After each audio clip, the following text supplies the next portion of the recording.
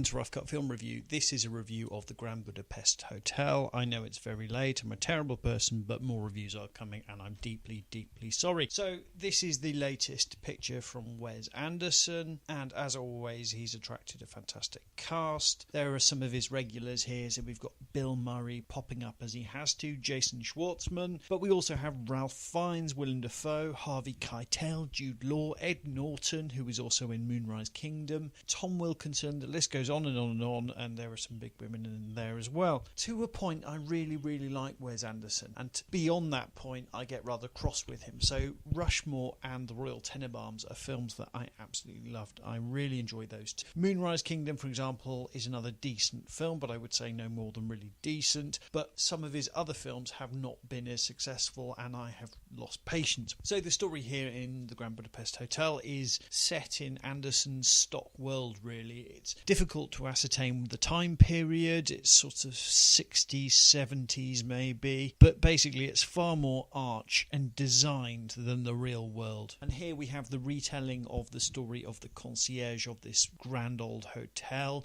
and his sort of friendship / potentially homoerotic relationship with the young bellboy who joins. First thing I'd like to say really is, if you like Wes Anderson films, and I understand a lot of people don't, then you're absolutely in luck with this. Conversely, the bad news is, if you don't like him, and a lot of people don't like him, and I do understand why, then this isn't going to change your mind. You know, I know a lot of people simply roll their eyes and get cross with him, and I absolutely understand that. An accusation often levelled at Anderson is that there's no emotional attachment to things in his films. His films are entirely superficial and they never really go anywhere. And while I do understand this sentiment, I don't necessarily agree with it. And, you know, again, if you like Anderson, you'll like the script. It's decent. You'll like the direction. You'll love the direction if you like Wes Anderson. The cast are universally very good, particularly Fiennes himself. But if you don't like that sort of detached, emotionally detached and otherwise style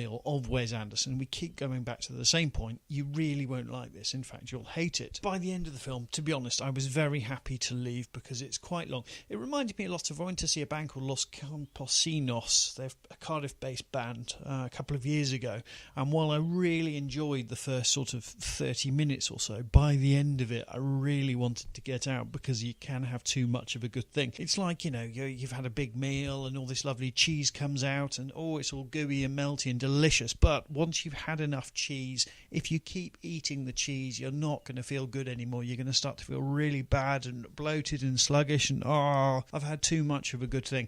And that's how I feel absolutely about this film. So you'll either love it or you hate it. You'll know that probably before you even pay your money and go into the cinema or get it on DVD or Blu-ray or whatever it is now. So small doses or you'll start to feel really unpleasant. Kind regards, Christopher Thomas.